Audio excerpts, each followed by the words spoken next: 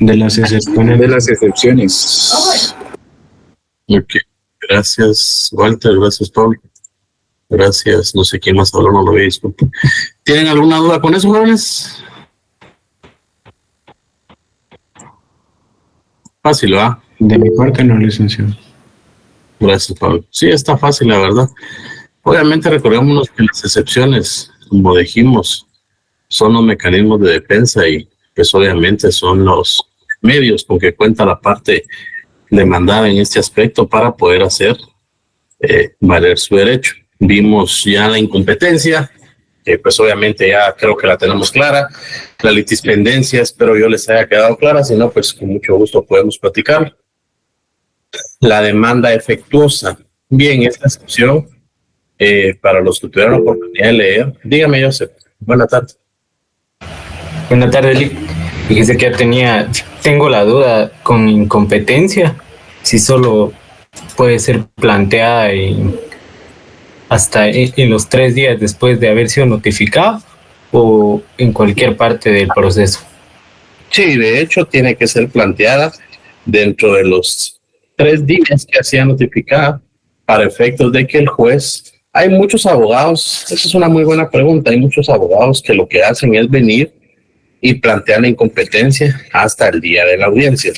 Yo pues obviamente no soy partidario de eso. ¿Por qué? Porque ¿para qué esperar ya hasta el día de la audiencia para decir al juez, señor juez, usted no es competente? Entonces, de conformidad ya con lo que regula el artículo 307, 310, 311, 12, 13 y 14 del Código de Trabajo, ya, la incompetencia obviamente debemos de plantearla dentro de los 3, 4, 5 días que de una u otra manera posteriores a la notificación, porque no tiene ningún sentido, ya, que planteemos la incompetencia hasta el día de la audiencia. ¿Por qué? Porque obviamente puede que, y ahí es un riesgo muy importante, jóvenes, porque es criterio de jueces, ya, el decir, bueno, este señor está planteando la incompetencia hasta el día de la audiencia, puede que la declare sin lugar. Y si las personas no van preparadas para contestar la demanda, entonces no, la incompetencia se debe plantear dentro de los 3 días posteriores a haber sido notificados. No sé si quedó claro. Sí, bastante. Gracias. Bueno, bien, continuamos entonces. Ya vimos la incompetencia, la litispendencia, establecimos los ejemplos en cuanto a la litispendencia, demanda efectuosa. Pues obviamente esto no requiere mayor ciencia. ¿Por qué? Porque cuando decimos demanda efectuosa, la misma palabra lo establece, ¿verdad? Es una excepción en la cual de una u otra manera la persona que presente dicha demanda, debe de llenar y debe de cumplir los requisitos que establece primero el artículo 332 del Código de Trabajo. ¿Por qué primero el 332? Lógico, lo que hemos platicado, porque es la norma especial. Ojo, aquí hay un tema muy importante. Los tribunales de trabajo no le dan trámite a la demanda de las personas si de una u otra manera no han subsanado o no han establecido claramente cuál es su pretensión. Entonces, estas excepciones de demanda defectuosa en derecho de trabajo sí aplican, pero se ven muy poco. ¿En qué sentido? En el sentido de que de oficio los órganos jurisdiccionales le enmiendan la plana a el trabajador o a la persona que está con derecho. Entonces eso nosotros siempre lo hemos hecho ver a los órganos jurisdiccionales, pero obviamente amparados en el principio de tutelaridad, en el principio de protectorio, dicen los jueces, no, lo que pasa es que el trabajador está indefenso. Entonces creo que es desde mi punto de vista, estoy hablando a título personal, es una buena connotación el decir que el trabajador está indefenso porque está contratando los servicios de un profesional del derecho. Y de conformidad con la ley, el profesional del derecho conoce la ley. Así que el iura novit curia no lo podemos perder de vista. ¿Ya? Entonces, La demanda defectuosa se refiere a que si de una u otra manera la demanda que presenta la persona carece de alguno de los requisitos esenciales o principales o no esenciales o secundarios que establece el artículo 332, obviamente se puede presentar esa excepción dilatoria de demanda defectuosa. Falta de capacidad legal, ¿ya? ¿A qué? Esto es fácil, pero por ejemplo, un ejemplo, Efraín Luis, muy buena tarde. Deme un ejemplo usted, ¿qué se le viene a la mente sobre en qué casos usted podría plantear esta excepción de falta de capacidad legal? ¿Yo, licenciado? Sí. Bueno. Pienso que tal vez sería en el caso de que se esté, por ejemplo, un patrono esté demandando a un menor. Creo que en este caso debería estar demandando al representante o al tutor. Exactamente. ¿Alguien más? Dígame, Pablo. Licenciado, ¿pueden ser los incapaces también? Sí, exactamente. Así es, tal y como lo establece la diapositiva, tal y como ustedes leyeron. Esta excepción se refiere cuando se está demandando a una persona cuando de una u otra manera no reúna las capacidades legales. Vamos a Derecho Civil 1, clases de capacidad que existe, jóvenes. De ejercicio, de goce. Ok. ¿Qué otras, cuando tenemos, a qué nos referimos con ejercicio y de goce, Darling? Darling creo que me dijo, ¿verdad? Sí, licenciado. Una es la que tenemos todos desde que nacemos y la otra es la que adquirimos ya con la mayoría de edad. Así es, así es. Entonces, de una u otra manera también es conocida, recordémonos, como capacidad relativa, como capacidad absoluta. Entonces ahí no hay pierde. Y cuando hablamos de falta de personalidad, ¿a qué nos referimos, jóvenes? Yo creo que con eso no hay pierde, no tiene ninguna duda, ¿verdad?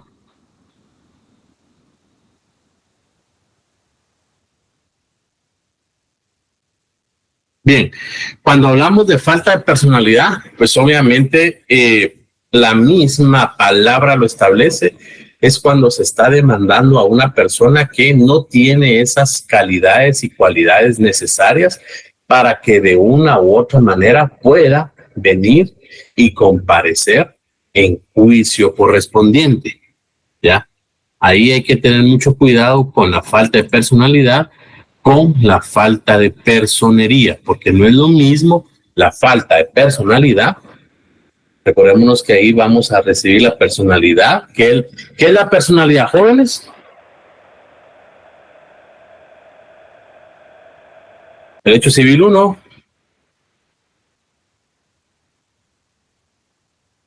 ¿Se recuerda cuando estaban en Derecho Civil 1? ¿Qué es la personalidad? Es la investidura jurídica que el Estado otorga a los seres humanos para ser sujetos de derechos y obligaciones. ¿Se recuerdan de eso? Vale, hay que leer. Y caemos a la falta de personería. La falta de personería como tal, ¿qué es una personería, jóvenes?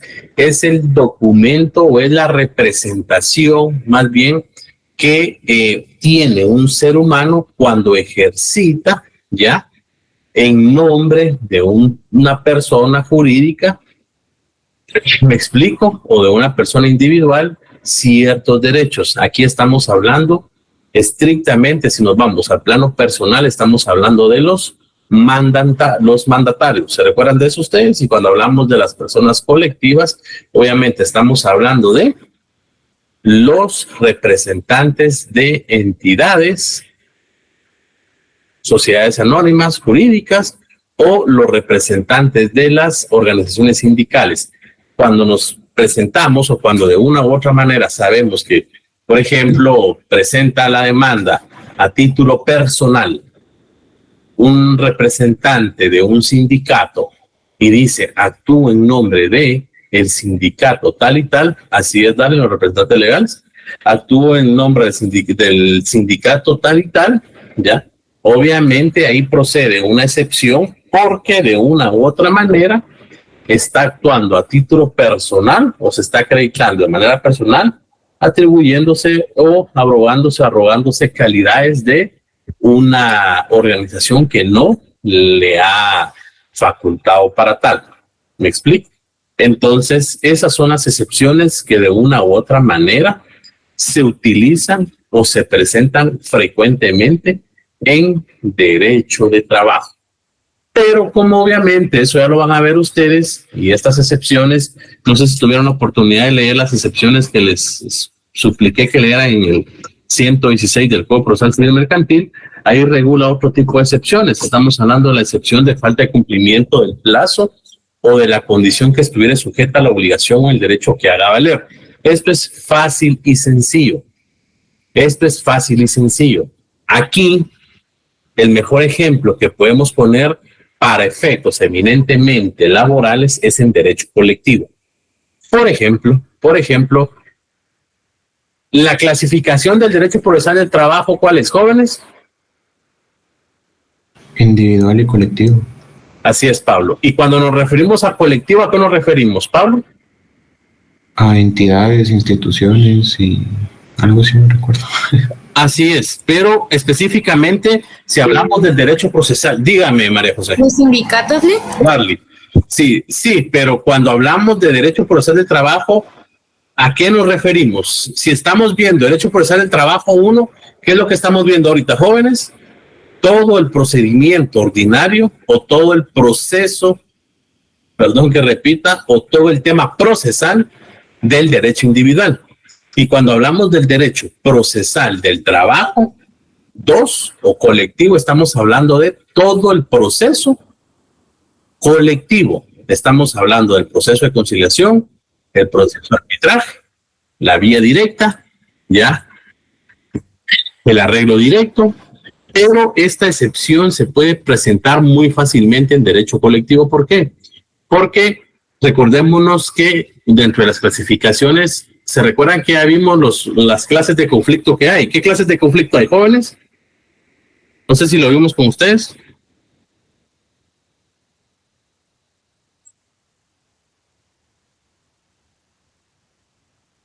Si no estoy mal, creo que en las individuales y colectivas. Hola, Lenny. Muy buena tarde. Vamos a repetir. Las clases de conflicto. Los conflictos de carácter jurídico y económico. Así es, Daphne. Los conflictos de carácter económico. Los conflictos de carácter jurídico son el incumplimiento de un pacto colectivo, por ejemplo, y los de económico, la negociación de un pacto colectivo. Así es, Darling. Y usted ya me resumió 5 minutos de la cátedra. Entonces, ¿a qué me refiero? ¿En dónde pueden plantear ustedes esta excepción? Cuando nos referimos a falta de cumplimiento del plazo de la condición a que estuviera sujeta la obligación o el derecho que se haga valer, es muy común el ejemplo que yo pongo porque es un caso real. Yo en el 2016-17 asesoré a una organización, a una entidad patronal, que regularmente los pactos colectivos los tienen únicamente las entidades públicas, y estábamos hablando que esta institución en el mes de octubre, septiembre me parece, y regulaba ahí que se iba a hacer el pago a más tardar, en el 15, no sé si era septiembre o octubre, no recuerdo. Y por costumbre, porque así lo venían haciendo las autoridades anteriores, ese bono, que era un bono de autonomía, a todos los trabajadores se los daban los primeros 5 o 4 días del mes de octubre, o del mes de septiembre, no recuerdo, pero los primeros 5 días del mes. Pasaron los 5 días y obviamente vinieron los dirigentes sindicales y dijeron que ya se estaba violentando el pacto colectivo. De una u otra manera, a mí ya me convocaron para que yo defendiera un tema, porque ya iba dentro de un tema eminentemente que ya iba a un proceso. Les dije a los abogados, miren, y ya leyeron el pacto. Lo primero que tengo que hacer es leer el pacto. Entonces, sí, es que ahí dice que los primeros 5 días. ¿Y en dónde regula eso? Les dije, por ahí está. Ya lo leyeron, les dije. Lo que pasa es que así lo han hecho. El que se haya realizado de esta manera no quiere decir que de una u otra manera esté establecido en la ley. Entonces, yo lo que trato es, previo a irme, y eso es un consejo que les doy cuando entremos a ver la conciliación, previo a irme a un tema eminentemente procesal, llamé a los dirigentes sindicales y les dije: ¿qué está pasando, muchachos? Entonces me dicen: mire, lo que pasa es que ya violentaron el pacto y vamos a presentar un conflicto colectivo. Entonces me senté y agarré el pacto y les dije: ¿se dan cuenta qué establece la ley? El pacto, que es la ley entre nosotros o entre su patrono y ustedes, establece, el pacto colectivo es ley, es una ley, tiene carácter de ley, ¿ya? Entonces, al final, el pacto regula que el pago se debe hacer a más tardar el 15. Si las autoridades anteriores lo hacían el 1 o el 5, pues qué bien por ellos. Pero ya estamos a 8, 9, 10 y ustedes están argumentando que se está violentando el pacto colectivo porque no se hizo efectivo el 5. Si ustedes presentan, y se los voy a decir de buen litigio, porque yo no vengo a pelear, yo vengo a resolver el problema. Si ustedes presentan un conflicto colectivo, lo primero que yo voy a plantear es una excepción de falta del cumplimiento del plazo o falta el cumplimiento de la condición. ¿Por qué? Porque ni siquiera ha finalizado el 15 del mes a las 12 horas, 11 horas con 59 minutos y ustedes ya están de una u otra manera argumentando un derecho que no les corresponde.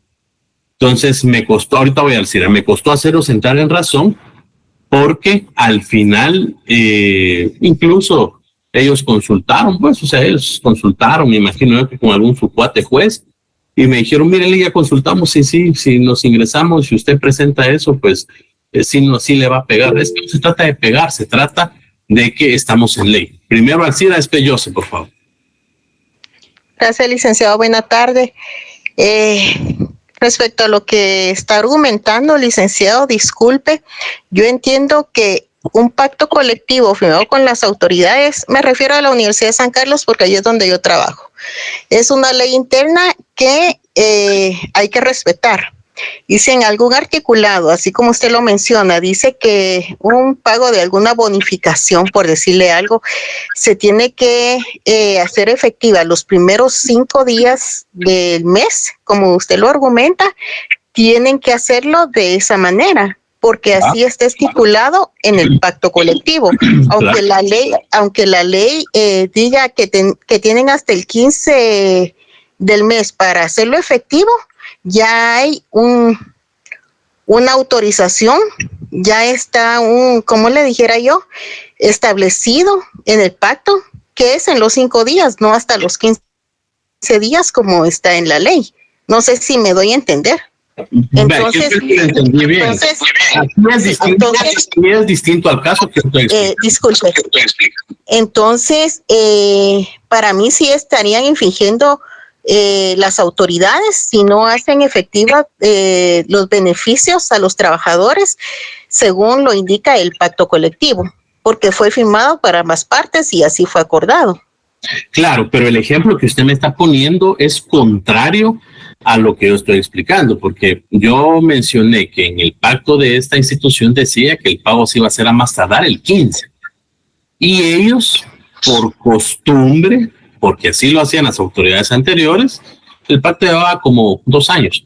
Los 2 años anteriores a ellos les pagaban el 5, entonces ellos ya vinieron y el 6 estaban diciendo es que ya violentaron el pacto. En el caso que usted regula, si lo acordaron dentro del pacto colectivo, porque lo desconozco, es un acuerdo entre las partes y se debe pagar dentro de los 5 días. Claro, ojo, ahí viene el tema que establece la ley, pero también viene el tema de el diálogo y la conciliación. El tema que menciona Alcira es propicio para mencionarles a ustedes. Dios mediante en algún momento de la vida ustedes lleguen a ser funcionarios de Estado y si les encanta el derecho de trabajo, pueden incursionar en el Ministerio de Trabajo, hacer directores, ministros, viceministros. Siempre existe. Sí, Joseph, perdón. Dígame, Joseph. Perdón, no sé por qué no estoy levantando la mano, pero sí aparece que la levanto. Entonces sí, no, la inspiración, Joseph. ¿Qué les estaba hablando? Del caso de la compañera. Que si llegamos a ser ministros de... Sí. Hay 3 políticas con las que ustedes se deben de regir. 1, cumplimiento a la legalidad laboral. 2, fomento o promoción del empleo. Y 3, diálogo social. El diálogo social es muy importante. En el caso que menciona Alcira, si nos vamos a la letra muerta, que es distinto al que yo estoy explicando, porque el que yo expliqué regula la ley, o regulaba en ese entonces, porque no sé si ya lo cambiaron, que el pago se iba a realizar a más tardar el 15 de ese mes, que era un bono de autonomía. Y a ellos se los pagaban por costumbre los 2 años anteriores, el 5 a más tardar. Entonces ellos el 6 ya estaban molestos porque ya se estaba infringiendo el pacto. Aquí no, les dije yo. En el caso que menciona Alcira, que es distinto porque ella dice, la ley regula el 15, pero se acordó el 5, si así lo acordaron, pues se debe de pagar. Sin embargo, ahí es donde yo les digo que el mejor abogado no es el que presenta un montón de procesos en los tribunales, es el que logra resolver los conflictos sin siquiera poner un pie en los tribunales de trabajo. Entonces, en el caso de Alcira, si eso pasa, y lo primero que haría Alcira es buscar el diálogo. Bueno, ¿qué está pasando? Miren, la ley regula el 5, claro, la ley interna de nosotros regula que más tarde el 5, la ley general, que es de cumplimiento obligatorio para todos los guatemaltecos, regula el 15, entonces busquemos una salida. Entonces, creo que son métodos alternativos de resolución de conflictos, pero así como lo plantea Alcira, y nos vamos a la letra muerta por lo que ella plantea, sí puede existir un incumplimiento. Dígame, Alcira. Licenciado, disculpe, otra duda. La costumbre se vuelve derecho. No. Se lo digo, oiga, no sé cuántos años ya usted elaborar para la tricentenaria universidad.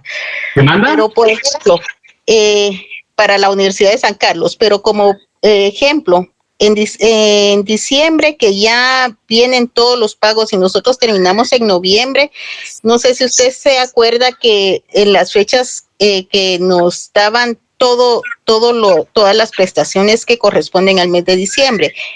Así nos acostumbraron durante muchísimo tiempo. Cuando cambió la forma de dar los pagos, se argumentaba en cierto momento que la costumbre se volvía un derecho, pero ahí yo sí no estaba muy de acuerdo porque, por decir algo, el aguinaldo ya tiene una fecha establecida para pagar. Si no se cumple en determinada fecha, entonces sí ya es algo ilegal. Por eso sí a mi pregunta. No, es buena pregunta, Rosa, porque, bueno, Alcira, Rosa, no sé cómo le llama, perdón, pero es buena pregunta porque, miren, si ustedes quieren, y se lo digo sin ánimos de que suena jactancioso, arrogante, cuando es derecho colectivo el próximo semestre, si Dios nos da la vida, ahí se dan muy buenas discusiones porque ahí sí profundizamos todo el derecho colectivo. Pero en el caso que menciona Alcira, hay un tema muy importante que se da mucho en derecho colectivo. Por ejemplo, ¿qué es un derecho adquirido? Si unas acciones se ven realizando por 5 o 6 meses, no necesariamente es un derecho adquirido, o 2. La costumbre. ¿Usted tiene su ley del organismo judicial a la mano, Alcira? No, licenciado. Alguien que tenga la ley del organismo judicial que me lea el artículo 2, por favor. Por favor, Sharon. Yo lo tengo, licenciado, que dice fuentes del derecho. Yes. Ok, dice, la ley es la fuente del ordenamiento jurídico. La jurisprudencia la complementará. La costumbre regirá solo en defecto de la ley aplicable o por delegación de la ley, siempre que no sea contraria a la moral o al orden público y que resulte probada. Ok, me va a seguir apoyando, Sharon.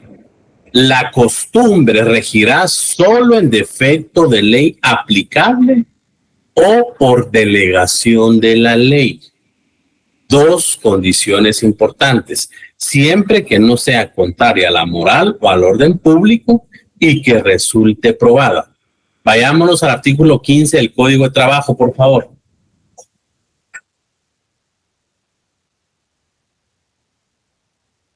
¿Sharon? ¿O compañía? Soy licenciado. Artículo 15.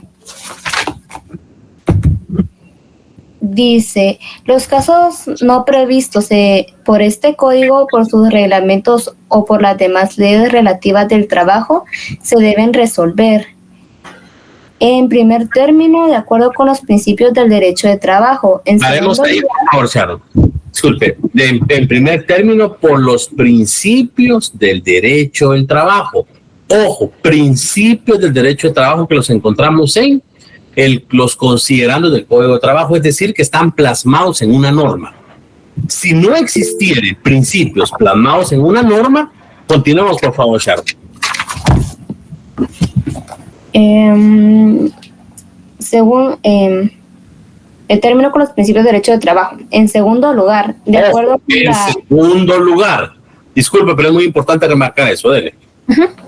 En segundo lugar, de acuerdo con la equidad, la costumbre o el uso locales, en armonía con dichos principios.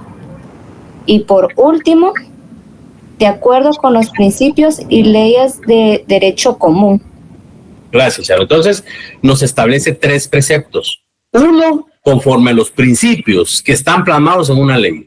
Si no existieran principios, con la equidad. ¿Qué es la equidad, jóvenes? Vamos a hacer esa pregunta, porque la equidad no es lo mismo que igualdad. Y la costumbre. Entonces, Rosa se me fue. Entonces, Rosa y compañeros, se dan cuenta. Aquí estoy, licenciado. Aquí estoy. La costumbre no es fuente de derecho. Eso lo tienen que tener muy claro ustedes. Es como lo que mencionamos algunos abogados, a veces el error no es fuente de derecho. Entonces, en derecho de trabajo, yo respeto mucho yo tengo muy buenos amigos, dirigentes sindicales y todo, y ellos se enojan conmigo cuando yo les digo lo siguiente: jóvenes, pongamos, yo les apoyo, y establezcan una escuela de formación sindical para que todos sus afiliados sepan del derecho colectivo. A algunos no les conviene. No estoy hablando de personas, estoy hablando de la figura como tal, que no se malinterprete, por favor. Entonces, por eso es bueno el leer. Yo creo que Rosa fue la que dijo en la clase anterior que a veces perdemos por no conocer la ley. Así es. Entonces, por eso debemos de conocer la ley. ¿Está claro eso, jóvenes? Entonces, ¿está clara esa excepción? ¿Cuándo se va a plantear? Sí, licenciado, con el ejemplo quedó claro. Bien, esto se plantea más que todo en derecho civil.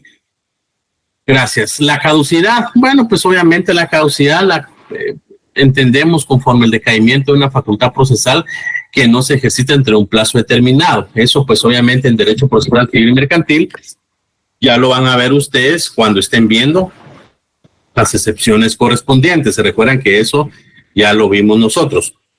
Pero para efectos de el derecho de trabajo, ¿opera o no opera la caducidad, jóvenes? No opera. No opera. ¿Por qué? Por el principio de impulso de oficio. Exactamente, por el principio de impulso procesal de oficio, es decir, un proceso. De hecho, yo tengo varios procesos desde hace años en los tribunales correspondientes y de vez en cuando les voy a dar, obviamente, para que salgan luego, pero no, la caducidad de derecho de trabajo no opera, ¿vieron? Entonces eso lo tenemos que tener muy claro. La prescripción, obviamente, eso sí, no es lo mismo caducidad que prescripción. ¿Sí tenemos clara la diferencia entre caducidad y prescripción, jóvenes?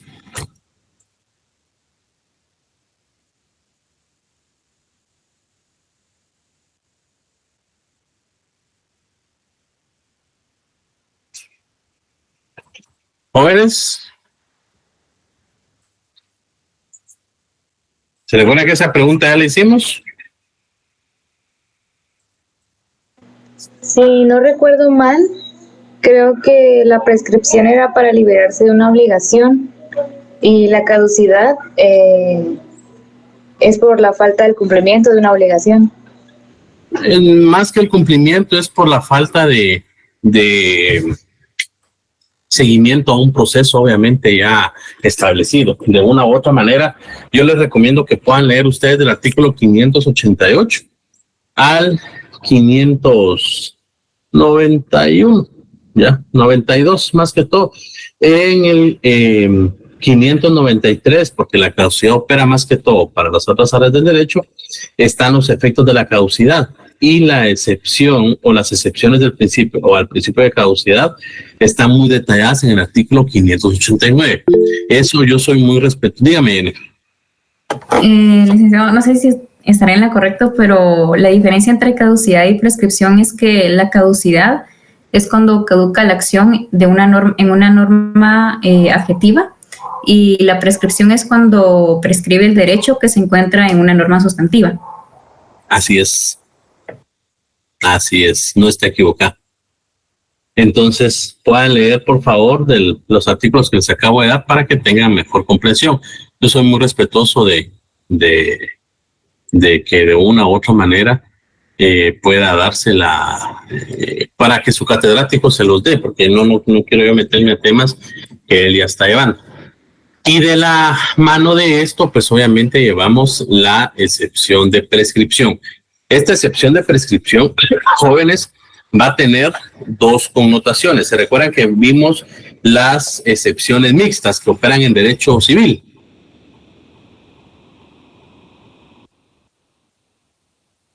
¿Hoy están aburridos, jóvenes?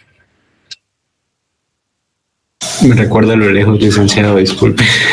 Ok, las excepciones mixtas se recuerdan que fueron las que hablamos, que dijimos que se presentan como dilatorias, pero van a tener efectos de perentorias, porque de una u otra manera destruyen el proceso. Alguien que me lea, por favor, el segundo párrafo del artículo 342 del Código de Trabajo. ¿El segundo párrafo? Sí. Las excepciones perentorias se opondrán con la contestación de la demanda de la reconvención, pero las nacidas con posterioridad y las de pago, prescripción, cosa juzgada y transacción se podrán interponer en cualquier tiempo, mientras no se haya dictado sentencia de segunda instancia, debiéndose igualmente recibir la prueba de las mismas en audiencia más inmediata, que se señale para la recepción de pruebas del juicio o en auto para mejor proveer, si ya se hubiera agotado la recepción de estas pruebas. Ok. Entonces, ¿por qué nos vamos a ese aspecto correspondiente? Porque de una u otra manera, lo que hacemos ahí es venir y establecer que estas excepciones se pueden plantear como dilatorias previas en derecho civil, pero también como excepciones perentorias, porque va a tener, obviamente, la misma connotación. Esto, pues, ya lo explicamos en su momento. Se recuerdan ustedes las clases de prescripción, la prescripción adquisitiva o positiva, que es el modo de adquirir la propiedad, que era la usurpación que habíamos hablado, se recordarán ustedes, y la prescripción extintiva, que de una u otra manera es la que nos libera de cierta obligación. Y si hablamos de la prescripción extintiva directamente, nos vamos precisamente a lo que establece del artículo 258 al 268 del Código de Trabajo, en donde está específicamente claro el capítulo de la prescripción. Aquí de una u otra manera no hay mayor tema que explicar. No sé si tienen alguna duda. ¿Por qué? Porque de una u otra manera, ¿en cuánto tiempo tenemos, jóvenes, para reclamar la indemnización?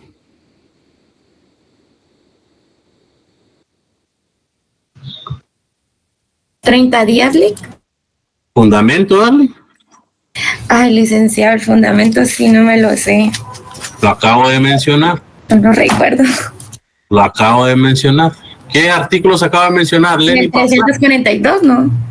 No. Acabo de mencionar. A ver, Lenny, Paola, ¿qué artículos acaba de mencionar? ¿O Leslie? ¿Del 258, no? Claro. Sí, va, del 258 al 268. Va, ¿cuál es el fundamento? 260. Así es, así es. Entonces, y ahí está específicamente, a menos, y ahí lo podemos leer, la prescripción del apercibimiento que hace el patrono lo encontramos en el segundo párrafo del artículo 259, el despido, la corrección disciplinaria en el 260, tal y como dijo Leslie, los derechos del trabajador para dar por terminada con justa causa su relación, 20 días, los derechos del patrono para reclamar al trabajador, estamos hablando que son 30 días, y de una u otra manera, cuando existan un pacto colectivo, un contrato colectivo o una norma, un reglamento interno de trabajo, a menos de que exista una disposición específica en dicho pacto, estos derechos prescriben en 4 meses.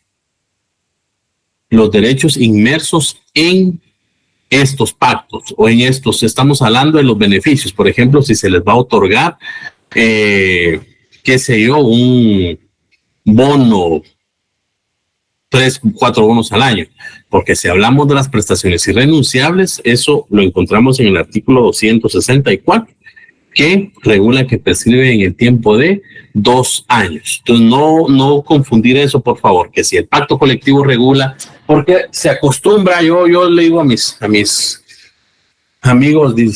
sindicalistas y a las personas que asesoro a los patronos, les digo, no es necesario que pongan en el pacto colectivo lo que ya está en el Código de Trabajo. En el pacto colectivo les encanta poner el aguinaldo, el bono 14, si eso ya está en la ley, les digo yo.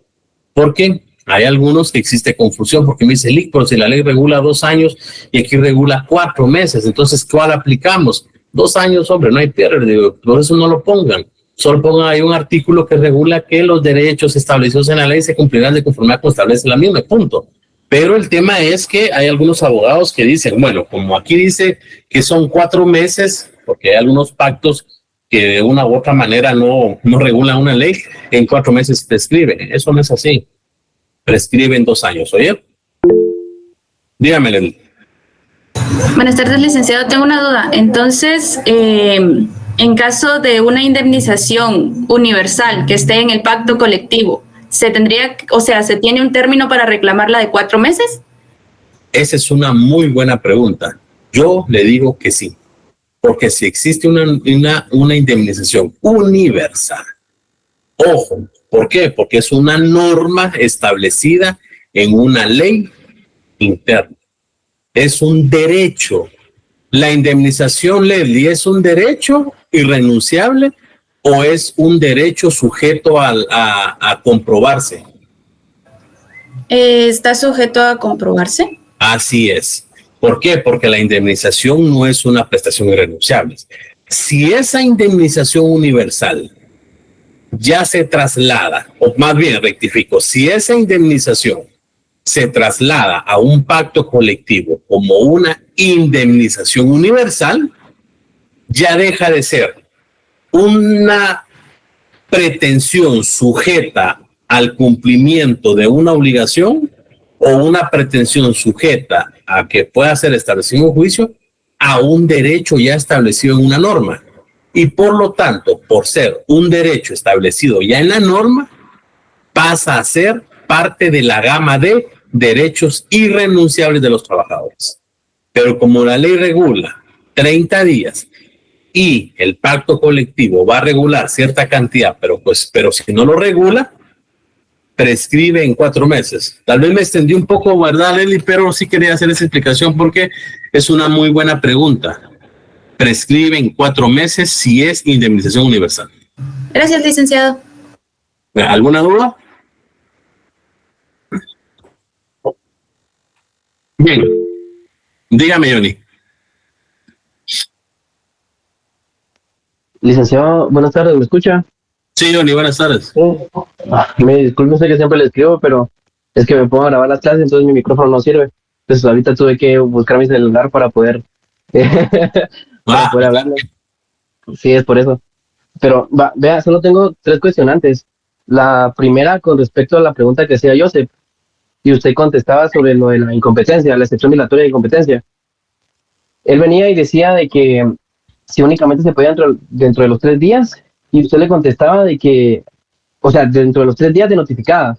Y usted contestaba que habían abogados que inclusive hasta en la primera audiencia es que la interponían. Pero, exacto, entonces yo iba a eso. O sea, la notificación sí se da, pero entre la notificación y la primera audiencia, o sea, una cosa es lo que diga el código y otra cosa es la práctica. Yo he visto que hasta se ha llegado 1 mes, 2 meses entre la notificación y la audiencia. Entonces, si el abogado viene e interpone esta excepción de incompetencia, o sea, el abogado de la otra parte, o sea, ¿qué tengo que hacer yo? ¿Se la van a denegar? Porque ya pasó los 3 días, porque el fundamento de los 3 días, eso estaba buscando también ahorita, es el 309 del Código de Trabajo y el 117 de la Ley del Organismo Judicial. Así es. Entonces, entre la notificación y la primera audiencia, fácil, ya pasaron 50 días. Entonces, el término que ya está en ley ya pasó, entonces ya no la puede poner, pero si la pone, ¿qué pasa entonces? ¿Tengo que alegar yo como abogado de la otra parte o ya el juez de oficio se la va a denegar? Aunque inclusive, pongámoslo así, aunque inclusive no sea competente, o sea, tiene razón en interponer la incompetencia, pero no lo hizo en tiempo. Sí, lo que pasa es que aquí usted mismo lo acaba de mencionar, Johnny. Debemos de leer. Usted tiene ahí léame la Ley del Organismo Judicial, por favor. Con gusto, licenciado. Artículo 117. El que fuera demandado, procesado o requerido para la práctica de una diligencia judicial ante el juez competente podrá pedirle que se inhiba de conocer el asunto y remita el octavo al juez que corresponda. La declinatoria que debe interponerse por el interesado dentro de los 3 días de ser notificado. Ahí está. O citado, va, ahí está. Y leamos el Código de Trabajo. Ok, ahora voy, 309.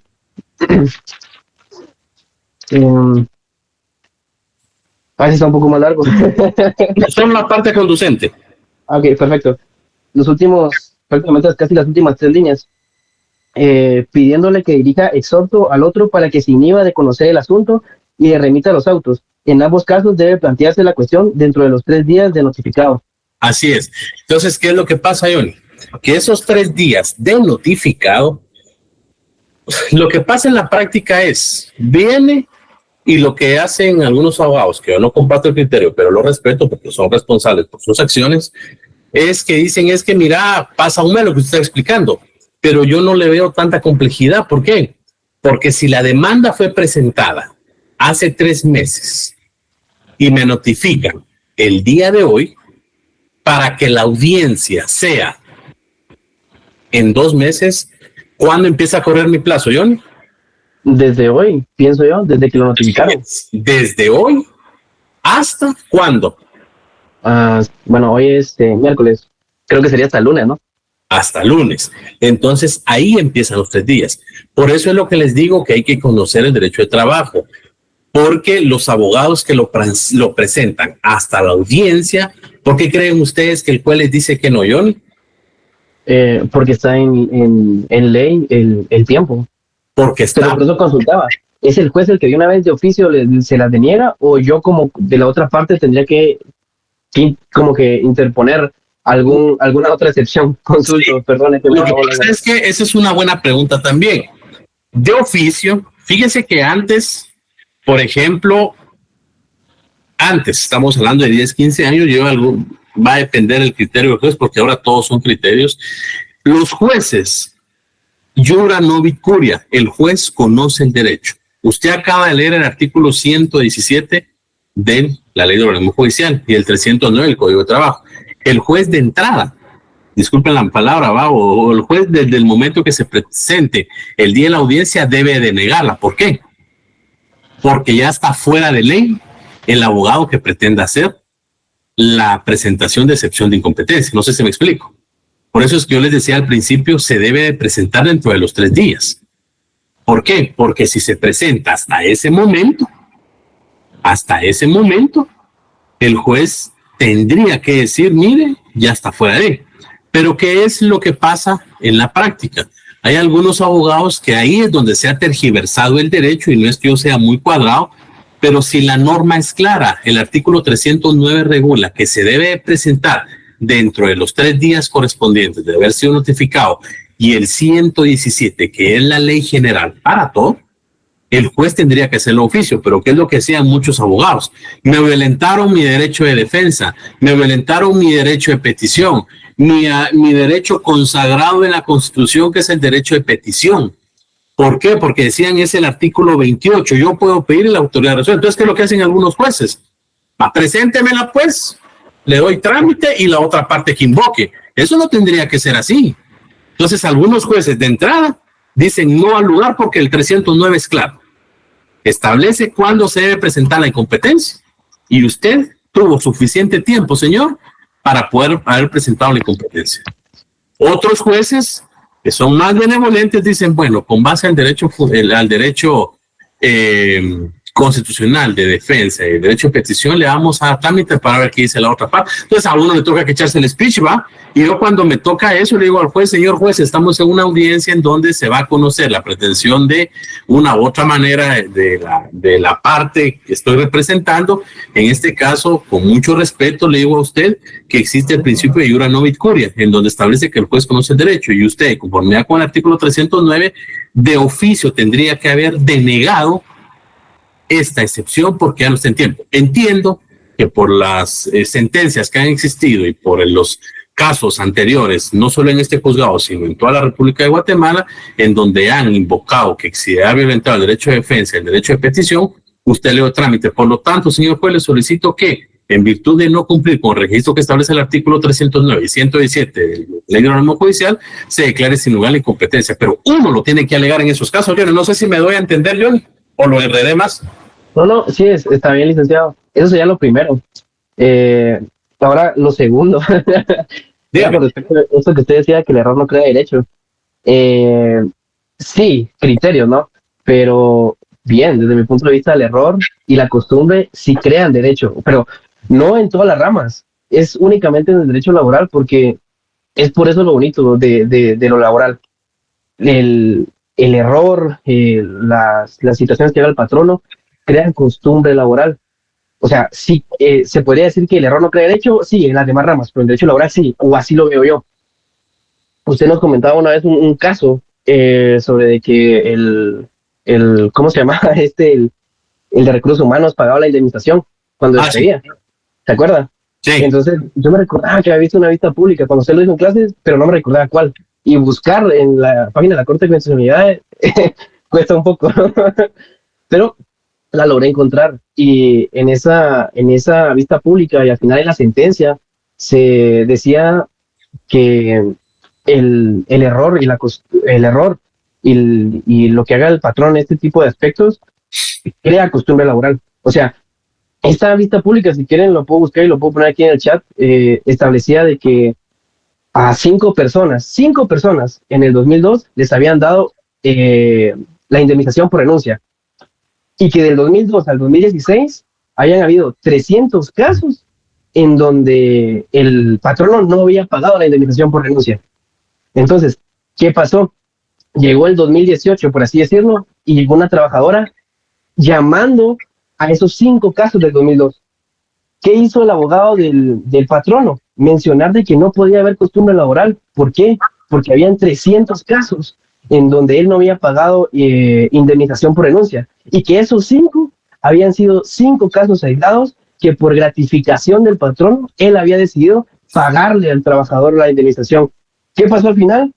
Se resolvió en ese expediente, esa vista pública también está en YouTube, en que sí se le tenía que pagar la indemnización a esta persona, y que los 300 que se fueron porque renunciaron y no se les pagó la indemnización, se fueron, pero ellos fue voluntariamente. Si ellos hubieran ido ante un órgano jurisdiccional a pelear ese derecho, claramente hubieran también obtenido la indemnización, aunque hubieran renunciado. Pero eso no se mira en libros de derecho laboral, no se mira, bueno, tal vez en doctrina sí, pero en el Código de Trabajo no.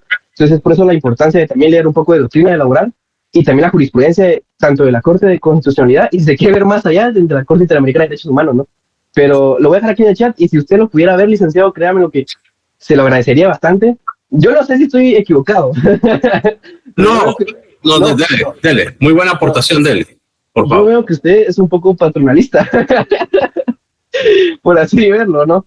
Pero me gusta, porque entonces, al tener a un catedrático que está, lo veo así, que está como que del lado del patrono, puedo yo venir y poner ese tipo de argumentos y ver qué me contesta para poder yo poner los dos argumentos y ya quedarme con mi propio criterio. Pero lo voy a poner ahorita aquí en el chat y los compañeros que lo quieran ver, pues excelente, está a la vista pública en la sentencia y me gustaría también que usted lo pudiera checar, licenciado.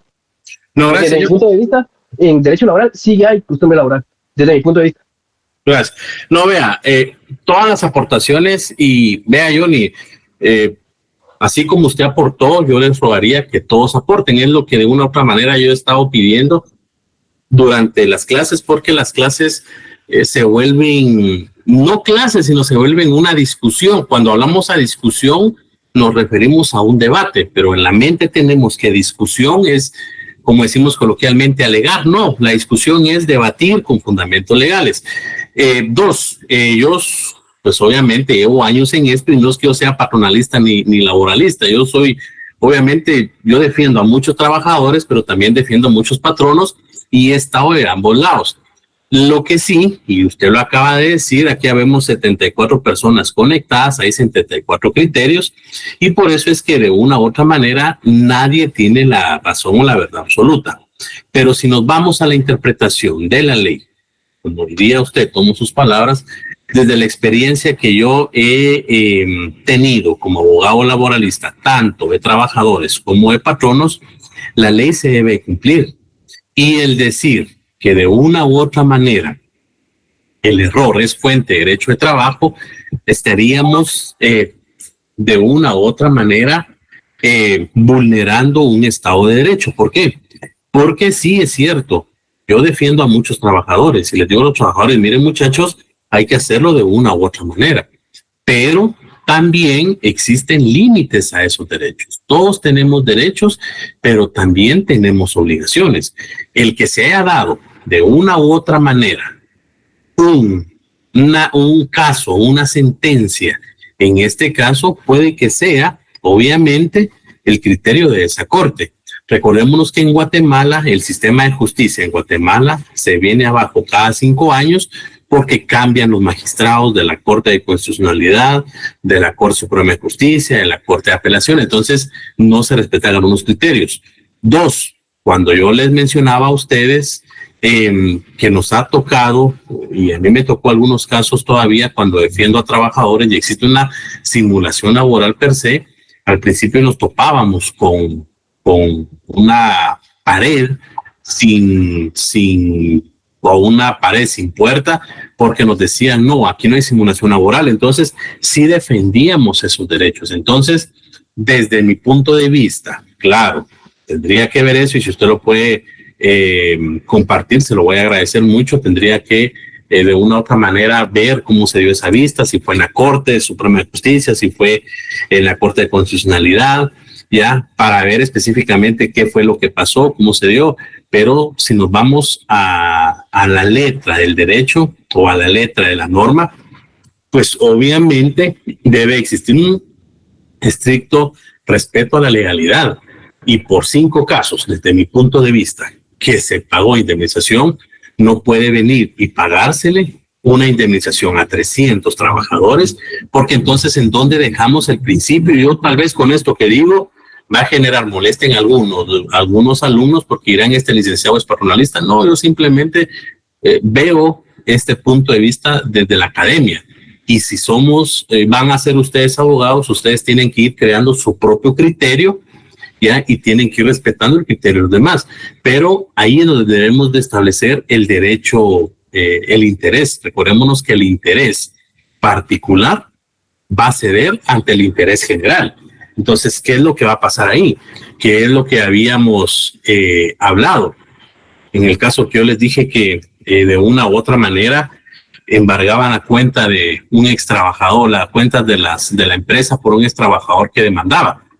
Y cuando yo le dije al juez, mire señor juez, usted está embargando la cuenta por una persona que ya no es trabajador, embargue lo que en teoría tendría que ser, pero si ahorita está recibiendo la demanda o embargando la cuenta de una persona que ya no trabaja, después va a venir usted a recibir 200, 300 denuncias por incumplimiento de pago. Entonces, creo que es interesante eso, Johnny. Tendríamos que ver el tema de la jurisprudencia. Recordémonos que en materia está la ley la ley de amparo y decisión personal, en donde establecen cuántas expedientes tiene que sentarse para jurisprudencia, también el Código Procesal Civil Mercantil en cuanto a la Corte Suprema de Justicia. Entonces, veámoslo, Johnny, y pues discutámoslo en la próxima clase desde su punto de vista, desde la experiencia poca o mucha que yo he tenido, pero sí es de cumplimiento de la ley. Y el derecho de trabajo, esa es una de las preguntas que yo les he hecho o les hice a ustedes en el examen.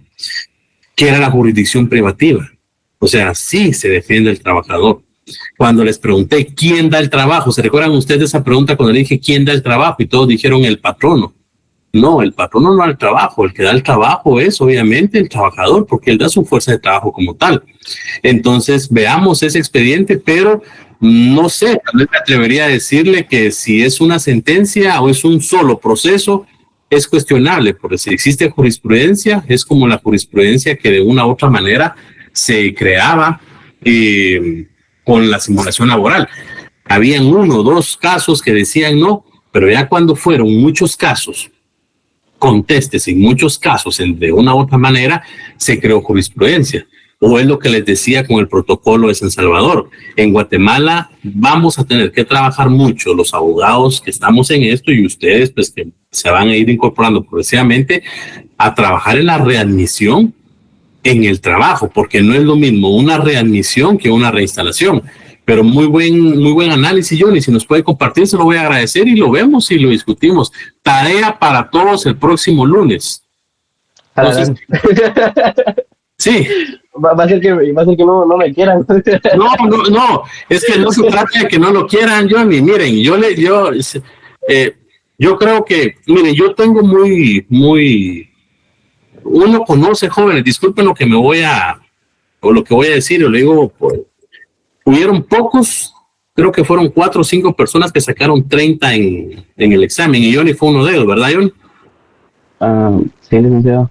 Sí, entonces porque uno conoce, o sea, y porque uno desde el primer día, por ejemplo, está Pablo, está Johnny, se me fue el nombre del que le dije que parecía locutor, se me fue el nombre, por ahí está. ¿Ah? Bresner, que Bresner creo que sacó como 28 también, solo por una falló. Está Darling que pregunta, está Joseph, está Jenny. Sí.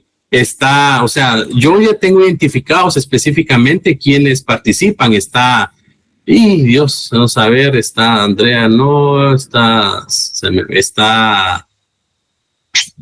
Tyrin, que también pregunta a veces, Eddie, Emanuel ha preguntado muy pocas veces, Diego, que pregunta muy pocas veces, Diego Alejandro, antes participaba más Edwin Ramón Estrada, Rosa, sí, pero es que voy en orden, Rosa es la colochita, ya la identifiqué, que trabaja en la universidad. Jamie pregunta a veces, y vamos a ver, Jennifer Fabiola también. Entonces, los que preguntan, obviamente, son los que han participado para rodarse en la clase. Entonces, aquí no es que yo imponga mi criterio, aquí estamos para poder venir y debatir la clase. Entonces, gracias, Johnny, muy buena aportación, pero no sé si es un solo caso, pero un solo caso, si yo fuera juez o magistrado, yo le diría, mire, ahí no hay, el error no crea derecho, pues. Déjeme buscar, sí, son 3 contestes, pero realmente sobre costumbre laboral, así tan específico como eso, solo he encontrado ese, pero también no he buscado. Sí, no he voy a buscar, y para el próximo lunes le comento. Sí, es bueno, y vean, jóvenes, para los que lo quieran hacer, la verdad, porque no es obligatorio. Entonces, veamos la vista, veamos el expediente y lo discutimos el día lunes. Discutimos, me refiero a platicar, pues cuando hablamos discutir es, todos tenemos en la mente que es pelear, no, discutir es dialogar, hablar y con fundamento. Leslie también, ya la había mencionado. Entonces, pero sí, Johnny, entonces yo le puedo decir, Johnny, compañeros, que el error no es fuente de derecho y que en la ley, el Código de Trabajo es claro y establece cuándo se aplica la costumbre. Si en dado caso tuviéramos una jurisprudencia específica como tal, como por ejemplo, Johnny, y aquí sí es un tema muy importante. ¿Se recuerdan ustedes? No sé si han tenido la oportunidad, Johnny, me imagino que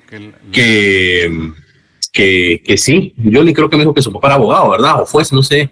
Pero me imagino que por eso es que le gusta. No es que a todos, no es que no les guste a todos, pues, pero me imagino que es más minucioso. Pero se recuerdan ustedes que establece el Código de Trabajo que el derecho del trabajador prescribe en dos años. Pero ¿cuál fue la jurisprudencia que emitió? Jurisprudencia que emitió la Corte. Que, por ejemplo, si a un trabajador, ¿cuál es el máximo de plazo que regula el código para compensar las vacaciones en dinero, jóvenes? 5 años. 5 años. Entonces, 5 años. Así es, dale, 5 años. Entonces, si un trabajador de una u otra manera no gozó esos 5 años y las reclama desde el momento en que lo despidan, ¿ustedes creen que ese derecho ya la prescribió o no? Repita la pregunta, Lick, disculpe.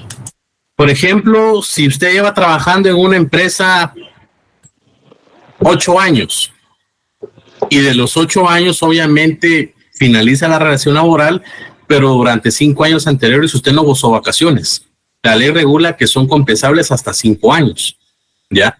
Pero el mismo Código de Trabajo que establece que prescribe su derecho o el derecho a esas prestaciones irrenunciables prescribe en el plazo de 2 años.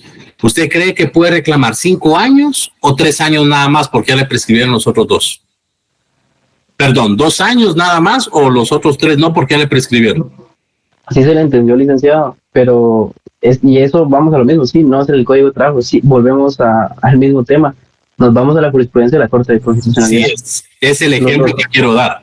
Ahí hay jurisprudencia y ahí establece que el plazo de la prescripción empieza a correr desde el momento en que finalizó la relación laboral. ¿Por qué? Porque el trabajador está indefenso. Imagínense, Johnny, que usted sea mi patrono y yo le digo, mire, don Johnny, fíjese que ya llevo 5 años de no usar vacaciones, pues, y yo creo que me las pague. ¿Qué es lo que hace la mayoría de patronos? Enojarse y despedirlos. Entonces, el trabajador, mientras esté en la relación laboral,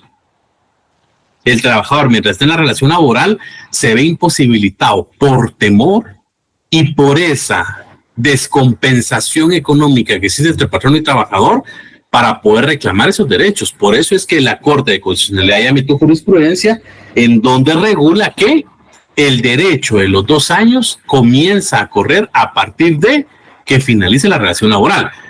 Esta explicación yo la di en una cámara empresarial una vez y ¿sabe qué fue lo que me dijeron Johnny y compañeros? Que yo era pro trabajador. No se trata de trabajador, se trata de que la ley es la ley. Y si la ley regula que la jurisprudencia se integra a la norma o se integra a la ley, ¿qué es lo que nos queda? Cumplir la ley. Entonces, son los ejemplos que ustedes tienen que ir viendo en dónde sí, en dónde no. Y si se da cuenta, compañeros, Johnny, compañeros, y aquí le está diciendo patronal cabal, entonces uno siempre es así. Entonces, al final, ¿qué es lo que establece? Y es lo que siempre hemos platicado. En un juicio ordinario laboral, quien solicita el pago de esas pretensiones o esas prestaciones no dejadas de percibir o no percibidas, perdón, es una persona que lamentablemente ya no está en una relación laboral. Es decir, ya tiene una acción reactiva. Mientras que en el derecho colectivo, la acción se da teniendo una relación laboral. Por eso es que de una u otra manera la Corte establece, sí, el trabajador se ve indefenso, porque el trabajador, si su patrono le dice que de una u otra manera le reclama el derecho y su patrono se enoja, lo puede despedir. O es como las mujeres embarazadas. ¿Se recuerdan ustedes? Ya leyeron esa jurisprudencia a las damas de acá y a los caballeros por si tienen empresas o algo, pero a las damas, antes era el código regula que hay que dar el aviso. ¿Ahora es obligatorio o no?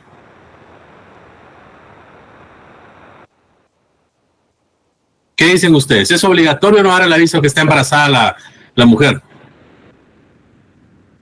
Sí, licenciado, es obligatorio. Sí, licenciado, porque si no la pueden despedir, el patrón no puede argumentar que en ningún momento se enteró que está embarazada.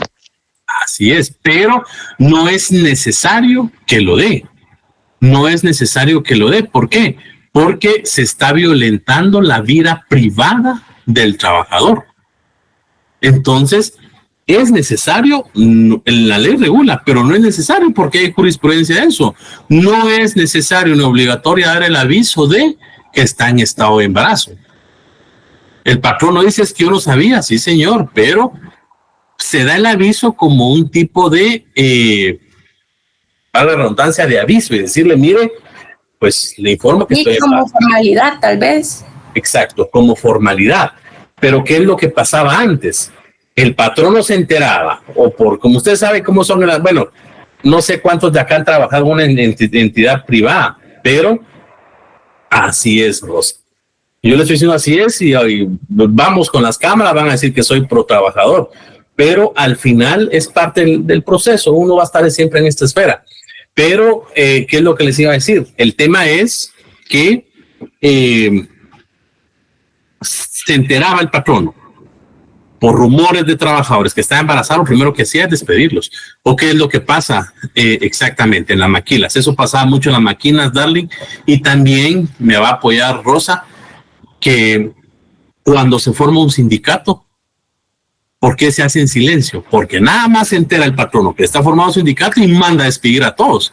Eso no tendría que ser así, se tiene que respetar la libertad sindical pura y per se, si es un derecho que todos tenemos. Pero cuando hablamos de sindicatos, luego dicen es que ustedes son pleitistas, o más aún, las personas que desde mi punto de vista no tienen un raciocinio propio, es que ustedes son de izquierda. Esto no se trata de izquierda ni derecha, pero ya me estoy metiendo otros 20 pesos. Entonces, pero me refiero a que vamos al respeto de la jurisprudencia y de la ley. Hay que formar sindicatos puros, hay que trabajar, ¿ya?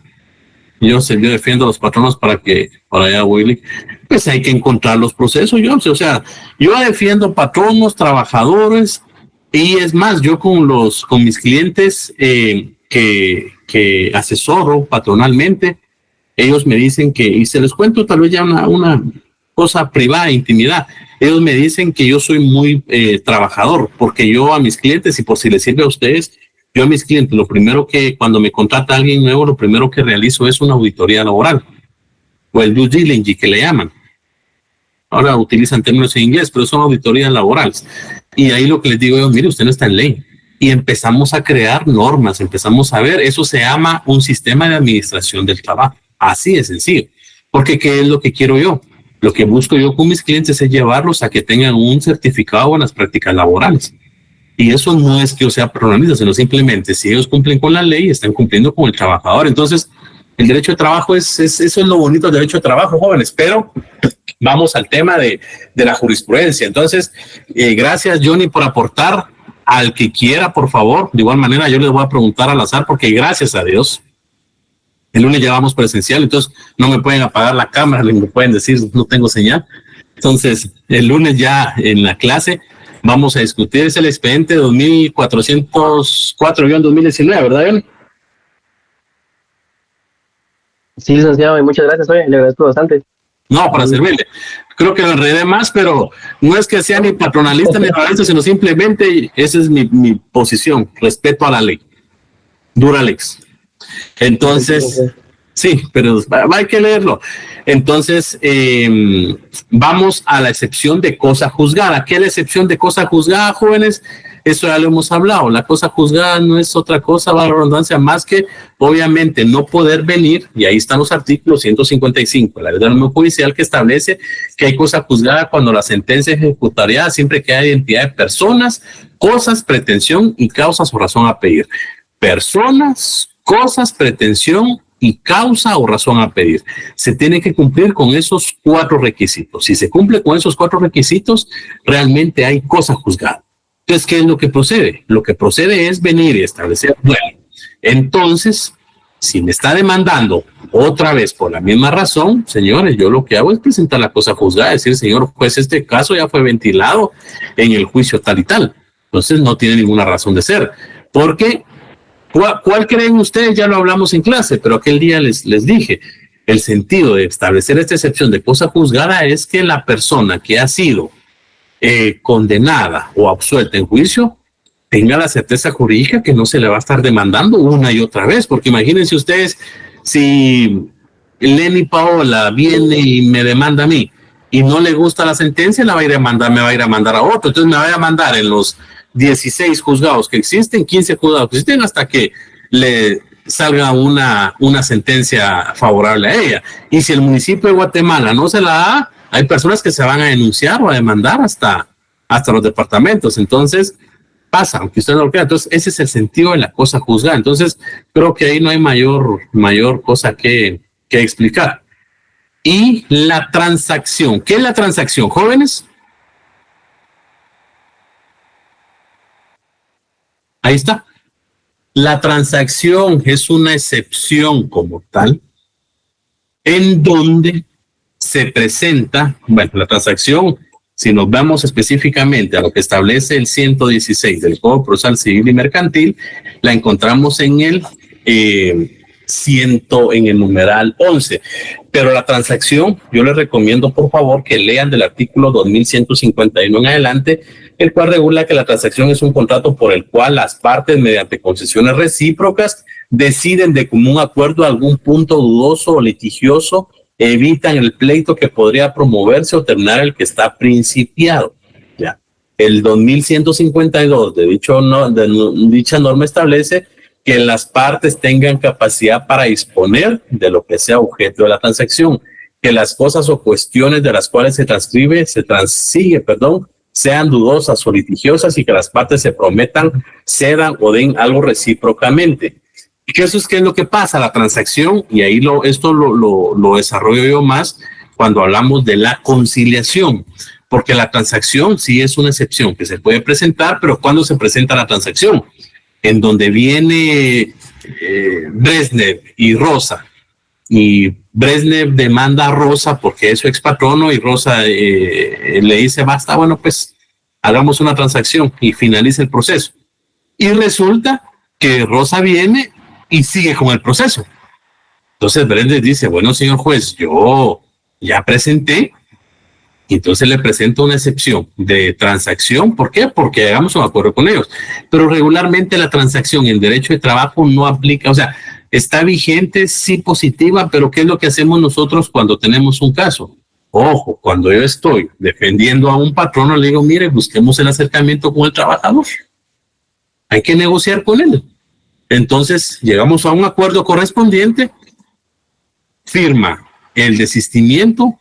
En algunos casos se fracciona la transacción, así es, Rosa, es negociación pura per se, y se presenta el desistimiento correspondiente. Entonces, la transacción como tal aplica más que todo en otras áreas del derecho, ¿ya?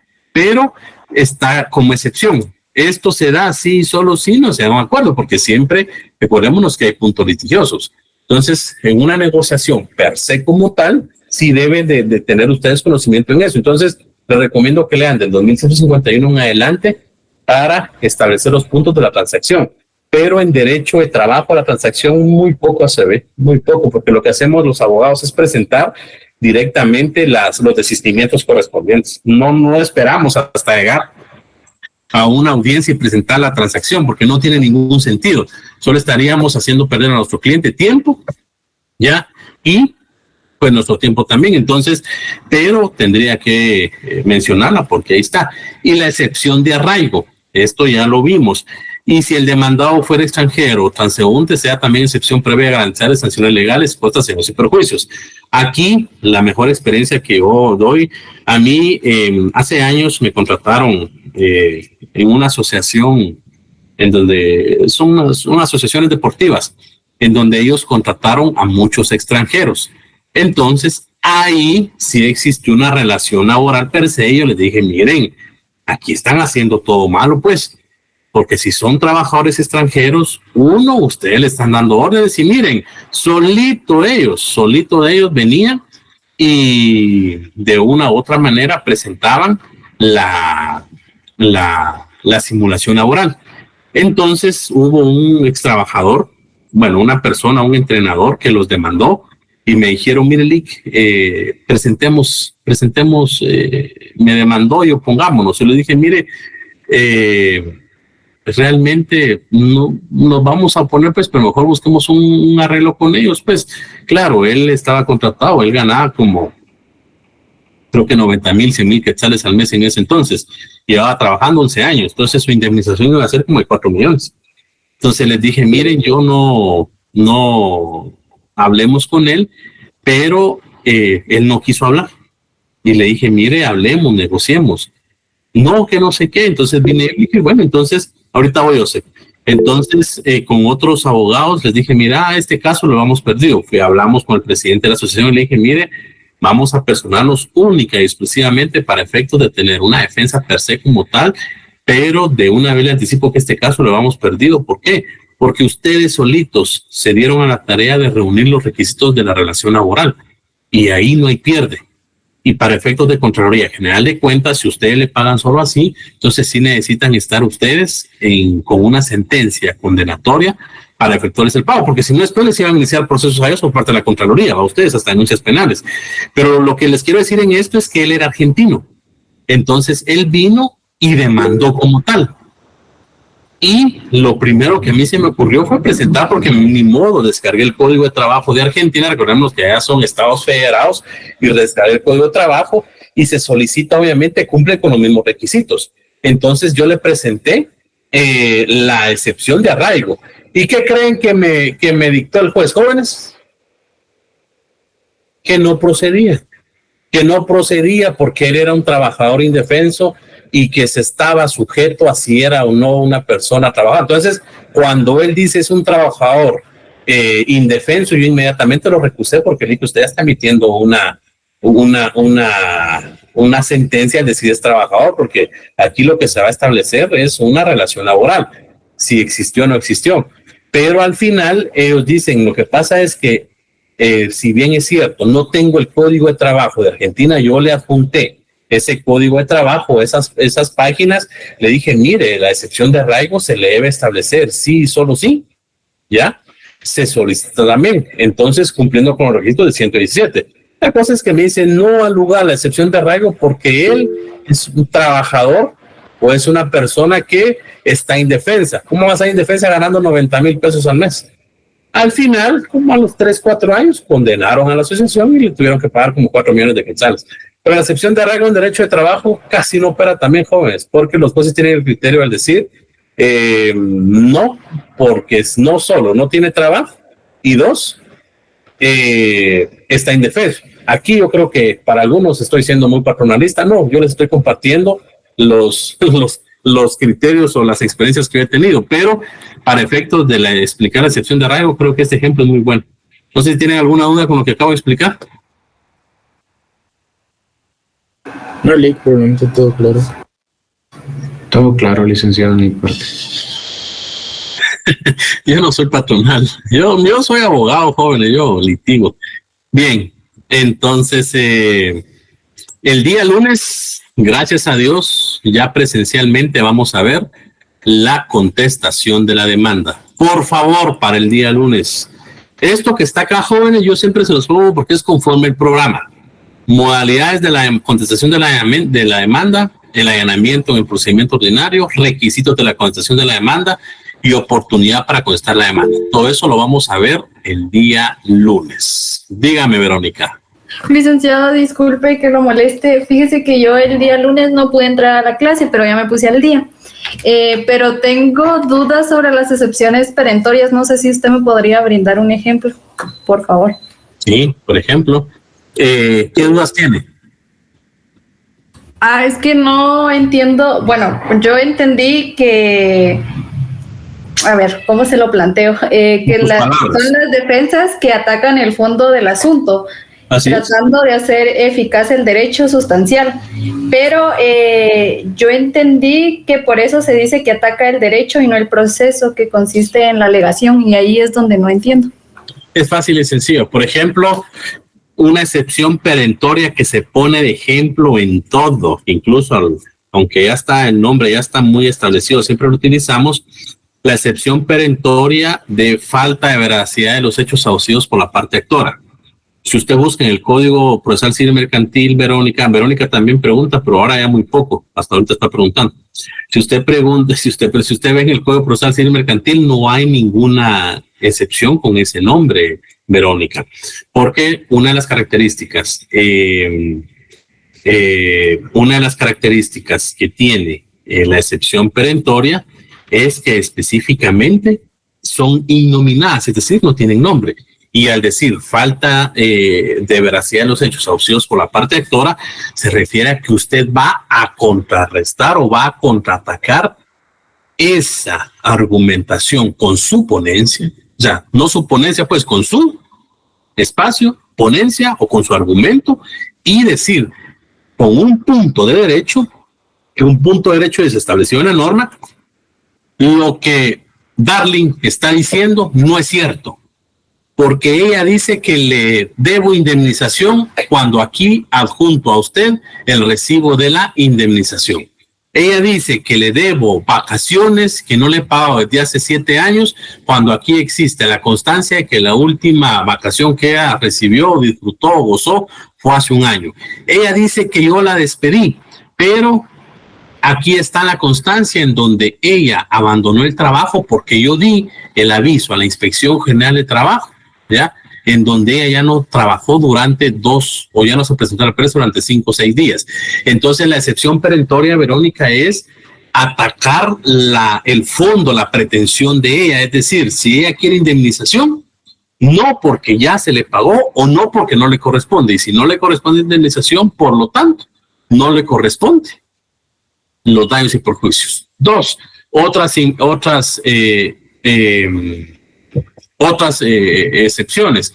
No obligatoriedad de la parte actora para presentar los documentos que solicita la parte actora. La parte demandada, perdón, con los documentos que solicita la parte actora. Entonces, todo eso son ahí donde viene la inspiración y la creatividad de ustedes, Verónica, de venir y darle el nombre que ustedes consideren a las excepciones. Claro, deben adjuntar las pruebas que crean conveniente para poder desvanecer lo que está diciendo la parte actora y para poder sustentar la ponencia que ustedes están haciendo. No sé si está claro, Verónica. Sí, licenciado, me quedó claro. No, es que estaba anotando ciertas palabras que usted decía. Ok. ¿Está claro? Gracias, licenciado. Gracias. Dígame, Joseph. Disculpe, solo le quería mencionar que hay una cuenta aquí mismo que está mandando algunos mensajes y molestando en la clase y se hace pasar por mí, y solo para que lo tome en cuenta en caso de que aparezcan palabras indecorosas o empiece a presentar algo indebido, que no soy yo, sino que es una persona que de plano que tiene sus razones para molestar haciéndose pasar por mí. Entonces solamente disculpe mucho. Bueno, gracias, Joseph. Bueno, la verdad no me he dado cuenta porque yo voy. Licenciado, disculpe. Sí. Un ejemplo sobre la prescripción extinta. Un ejemplo así breve. La indemnización. Yo no le entendí mucho en esa, porque me confundo con la adquisitiva. No se confunda, Darly. La prescripción adquisitiva es el plazo o el tiempo que pasa para que usted adquiera el derecho de una propiedad. Ejemplo claro, la titulación supletoria. Pero la prescripción extintiva, es decir, si no hay un pacto colectivo y a usted, Jesús Arruizú, la despide hoy, 3 de abril del año 2024, y usted trabajó conmigo durante 7 años, a usted le corresponde su indemnización, pero yo no le pago ni prestaciones ni indemnización. Pero viene Darling y dice, en lo que usted se enoja conmigo, en lo que dice, bueno, ¿será que sí, será que no? Usted va a presentar su demanda a los tribunales de justicia hasta el 8 de agosto del año 2024. ¿Cuál es el plazo para demandar y para reclamar la indemnización, Darling? 30 días. Artículo 262. 262 del Código de Trabajo. Y si usted presenta la demanda, 260, Darling, y si usted presenta la demanda hasta el 8 de agosto, ¿ya pasaron los 30 días hábiles? Ya. Ahí está. Entonces, ¿qué es lo que me toca a mí decir? Excepción dilatoria de prescripción. ¿Por qué? Porque si bien es cierto, yo la despedí, señor juez, pero ella presentó hasta ahorita su demanda, no me corresponde a mí pagarle. Duro, ¿verdad? No es justo, pero es la ley. Pues no todo lo justo es legal ni todo lo legal es justo. No lo estoy diciendo yo, no es porque yo sea patronalista, está en la ley. ¿Me explico? Entonces, por eso yo le digo a los trabajadores, mire, si lo despidieron y en lo que usted piensa, interrumpa la prescripción. Un memorialito que se presenta ante los órganos, ante el Ministerio de Trabajo, y ahí se va jalando el tiempo. No sé si quedó claro. Sí, Lick, gracias. Bien, ¿alguna duda, jóvenes? Dígame, Rosa. Sí, licenciado, disculpe que tanto que pregunto, pero sí me interesa mucho este tema. En el caso de que una empresa, por ejemplo, sigo con la Universidad de San Carlos. La Universidad de San Carlos está emplazada, pero aún así despiden a las personas.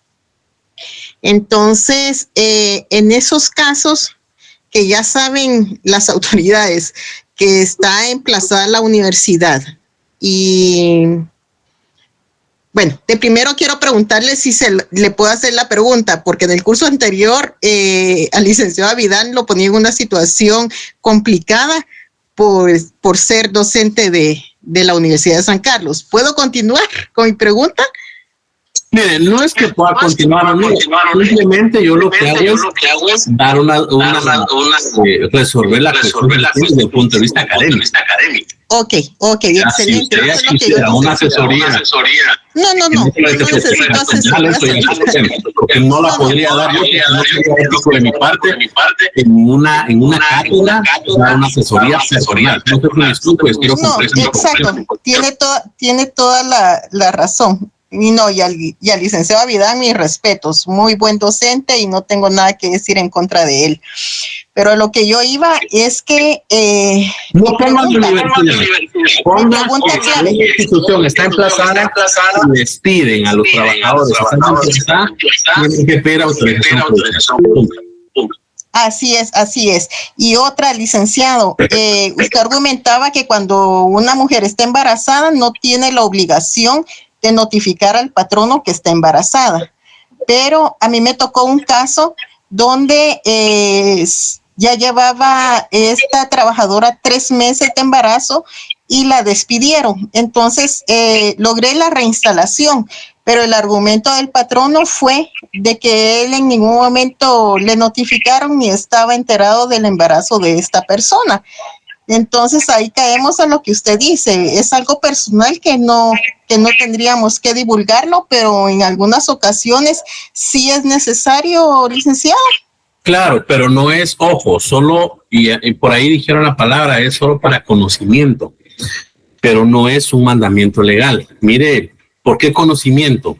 Yo tengo, por ejemplo, ahorita una amiga, bueno, no amiga, pues la novia de un mi amigo, que llevaba 3 meses de embarazo y perdió el bebé ahorita en Semana Santa. Entonces, porque estaba levantando cosas pesadas y no sé qué más. Entonces, no es obligatorio, ya no es mandato legal presentar el aviso, pero sí es recomendado o se recomienda notificarle al patrono para que, de una u otra manera, esté enterado, 1, para que no la despida, y 2, para que no la ponga a levantar cosas pesadas, porque imagínense ustedes, levanta cosas pesadas, ¿a qué horas es el muchachito? ¿O a qué horas pierde el niño?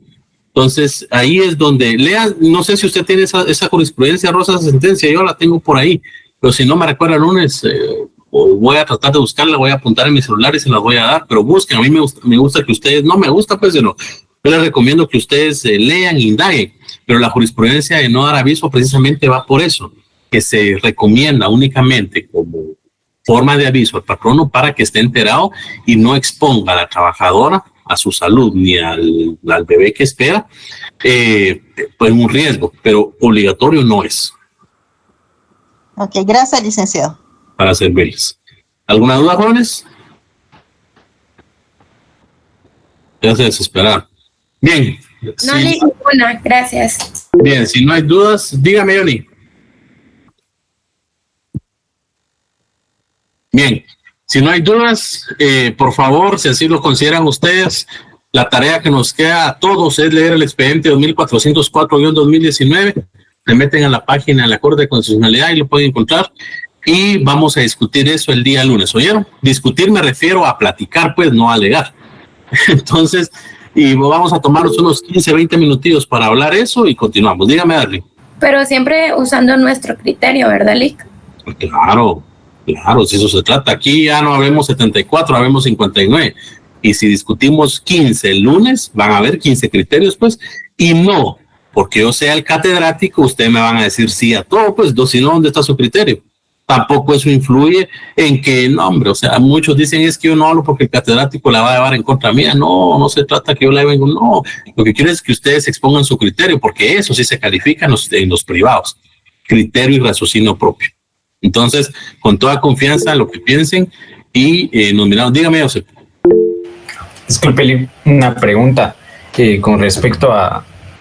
Fíjese que estaba haciendo el trabajo y me apareció una en segunda instancia con respecto a la audiencia, la vista y la prueba protestada. ¿Qué va primero? ¿La audiencia de vista y después la prueba protestada? No, primero va la prueba protestada. Porque recordémonos cuál es el proceso de la segunda instancia, ya lo vamos a ver, pero el proceso de la segunda instancia es que usted viene y presenta la apelación correspondiente. Después le corren audiencia por 48 horas para que usted exprese los motivos o sus agravios. Y después de eso ya viene la vista, que la vista solo le fijan a usted día para que, en teoría, usted presente sus argumentos. Pero para la vista ya solo queda el paso de la sentencia. Entonces, si existe alguna prueba que fue protestada en primera instancia porque no se la recibieron, después de las 48 horas ingresa un memorialito y se dice, señor juez, así mismo le informo que tal y como está en el expediente correspondiente, la prueba tal y tal fue protestada porque no sería, por lo tanto solicito que en la audiencia más próxima, o si es una confesión judicial, se reciba y los magistrados le tienen que dar audiencia. Primero va la prueba, ¿no? Gracias, Lick. Igualmente. Bien, ¿alguna duda, jóvenes? Todo claro, licenciado, gracias. Bueno, Verónica. Está bien, compañero. Entonces, si no hay dudas, nos miramos Dios mediante el día lunes a las 2:15, 2:30. Empezamos la clase tipo 2:30, 3:25 para que no anden corriendo, porque ya me he dado cuenta ahí que nos cuesta a todos por los tráficos y llega un poquito a los que van en bus. Entonces, vamos a empezar tipo 2:30, 3:25, ¿vieron? Entonces, para que se tomen ahí su tiempo. Y dos, por respeto, ustedes hoy ingresaron puntual. Yo siempre empiezo las clases 5 o 10 minutos tarde, no por haragán, sino para que darles tiempo que a todos os conecten. Pero creo que tenemos que tener parámetros también. Hoy hubieron compañeros que se estaban conectando a las 5 de la tarde y no les di ingreso. Por si ustedes hablan con ellos, si ustedes saben que si se conectan tipo 5:04, 5:10, ya no les voy a dar ingreso, pues, porque yo no paso listas y pensarán que por una lista no, o un listado, pues, o asistencia. Entonces, ya faltando 5 minutos para terminar la clase, creo que no es correcto, ni ético, ni es una falta de respeto para ustedes. Entonces, para todos sus compañeros, si se conectan tipo 5:15, 4:30, 5 ya, pues ya se pierde la secuencia. Entonces, tal vez ahí soy un poquito estricto, pero creo que es respeto para todos nosotros, ¿oyeron? Entonces, nos miramos el día lunes a las 2:30, 3:25, y a leer la tarea que el catedrático Johnny nos dejó. Son mentiras. Buena, Johnny. Oiga, muchas gracias. Gracias, licenciado. Igualmente. Gracias, nos miramos el lunes. Adiós.